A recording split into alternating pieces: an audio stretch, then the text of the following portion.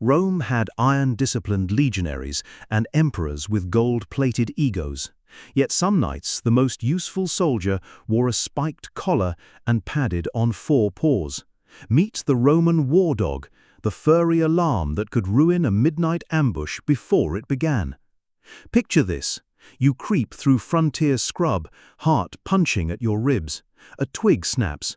Somewhere in the dark, a mastiff inhales, rumbles, and the camp wakes like a kicked beehive. Welcome to the most underappreciated deterrent in ancient war. You'll discover which breed could take down a wild boar, the shocking truth about fire dogs, and why one handler's midnight decision saved an entire garrison from massacre. But first, this video is clicky on purpose, but we anchor to what sources suggest. Ancient writers flexed about dogs like people flex about deadlifts. We will keep it fun. So, which dogs could factually kill you? Rome prized big, confident guardians. They imported heavy Molossian hounds from Epirus and boarhounds from Celtic lands, then bred local mastiff types Romans later called pugnaces. Big heads, deep chests, calm until it mattered. If your job is guarding a farm from wolves and a granary by day, you get very good at noticing trouble before people do.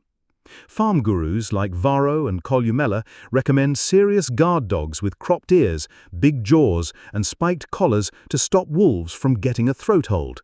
Hunters praise dogs that do not panic around tusks. This is not cosplay, it is practical hardware for a dangerous world. Now to the field. Picture a Roman marching camp, ditches, stakes, tents in rows, night watch rotations. Add dogs along the perimeter, noses sampling the wind for strangers, horses, smoke, and human sweat. Dogs are living sensors. They catch what sentries miss. That is their superpower. When people say Roman war dogs, they imagine a canine phalanx charging in formation. That is hilarious and wrong. Rome already had the perfect shock troop called the legionary. Dogs were not line soldiers. They were force multipliers, sentries, patrol partners, living alarms that could hear death approaching from a mile away. But here's what nobody tells you about the real combat. Did they ever fight? Sometimes. In siege chaos or street fighting, handlers might slip the leash. A big, trained dog hitting at knee height can break rhythm and morale. Not against a full cohort, but against small groups or fleeing enemies, it gets ugly. Think of it as tactical harassment that buys Rome a better engagement. Now here's the myth that refuses to die and why it's completely backwards. Let us puncture a myth. You will hear about fire dogs with burning pots strapped on. Sparky the Molossian did not do that as a rule. Fire in a camp is a great way to burn your own army. What shows up in repeatable notes is spiked collars, leather protection, and controlled releases in specific moments. Less spectacular, more useful. But the role everyone forgets, it kept entire armies fed. Here is the role people forget. Logistics. Dogs guarded supply dumps where thieves tested fences at night. In long columns, they moved with wagons and mules as early warning systems. On boats, they were watchdogs and rat control. Armies travel on their stomach. Dogs help keep the stomach from being stolen. The proof? It's literally written in stone. Receipts? The Roman world is full of them.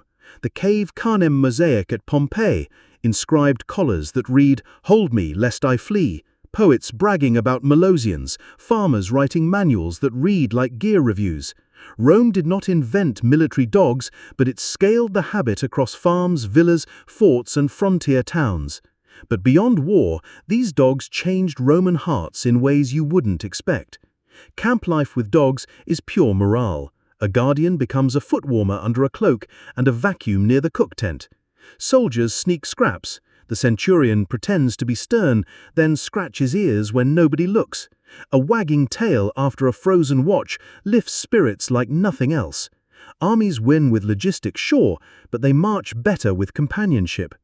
And when the crisis came, one dog's split-second decision would prove this bond meant everything. Identification mattered. Some collars carried the dog's name and owner details, warnings like, "Hold me lest I flee." Think of it as an ancient microchip. Some handlers tied bells to make sneaking harder for thieves. Practical, cheap, and charming. How do you train a war dog? Keep it simple. Start with obedience. Reward calm around noise. Walk the perimeter at dusk so the dog memorizes the camp. Pair the animal with one handler, then introduce the squad. If the dog treats the squad like family, it treats strangers like problems. Now meet the dog that saved a garrison. Meet Barcus Maximus, massive brindle guardian at a cold frontier fort. His handler speaks softly in a language older than Latin. A week of false alarms has drained the garrison. Wind cuts through cloak and nerve. Past midnight, the wind shifts. Barcus lifts his head, ears forward, a low growl building. 10 heartbeats later, the handler hears it too, the near-silent rhythm of careful feet on gravel outside the ditch. He taps the hornman, who keeps it ready without sounding. The patrol waits. Raiders expect sleeping Romans. They get a dog pacing the wall, inhaling, mapping the dark. The first ladder rises. Barcus barks like a thrown shield. Horns answer. Javelins arc into torchlight. The first raider drops the ladder. The second never starts to climb. The plan melts. At dawn, the centurion counts ladders, praises the handler, and gives Barcus meat plus the softest sheepskin. The garrison relaxes 2 notches. That is the point. Dogs do not just bite. They change behavior before anyone has to. Deterrence with teeth. This success spawned a trade that amazed even Romans. Ancient writers note British dogs sold abroad for raw power. Traders shipped them because people paid premium prices for muscle with a bark. Rome acquired whatever worked. If a dog could guard, it got a ration. But Rome's genius wasn't just military, it was emotional. Rome loved pets too. Mosaics show lapdogs and inscriptions mourn companions. The same culture that armored big guardians let small dogs sleep on pillows. Practical and soft at once. The gear that kept them alive reveals Rome's brutal practicality. Gear time. Spiked collars stop a throat grab. Thick leather blocks thorns and tusks. Bronze studs add grab protection. Nothing superhero, keep the dog healthy through a long campaign. But their real superpower, it defied physics. How smart were these dogs? Smart enough to learn routes, carry messages, and return under pressure. In sieges, when runners got pinned down, a small steady dog could slip through rubble and trenches faster than a human.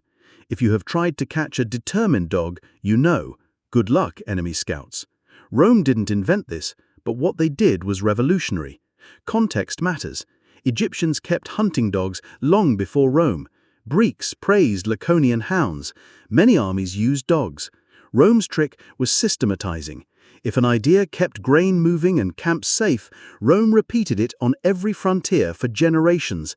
Habits become doctrine. And sometimes that doctrine got weird. Ever wonder if they weaponized barking itself? Curiosity hook. Enemies used squealing pigs to spook elephants. Did anyone weaponize barking for that? Probably not beyond chaos.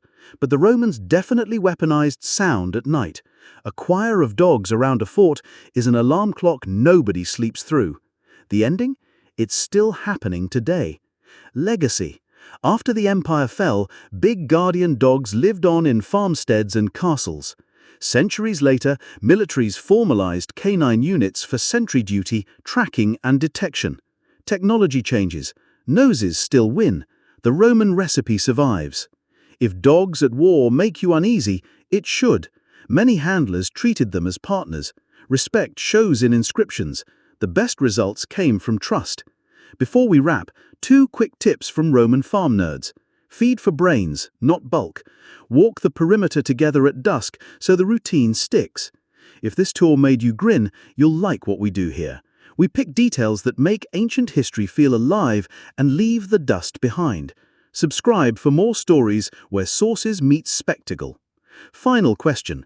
You're a night raider hearing that first warning growl. Do you push your luck or melt into the dark and try again next year? Tell me in the comments and drop your best dog name for a Roman fort. Try to beat Barcus Maximus. Thanks for watching. Pet your nearest canine for me and remember this. Rome's sharpest senses were never bronze or iron. They were wet noses and patient ears doing quiet work that wins wars long before the trumpets sound. See you in the next campaign.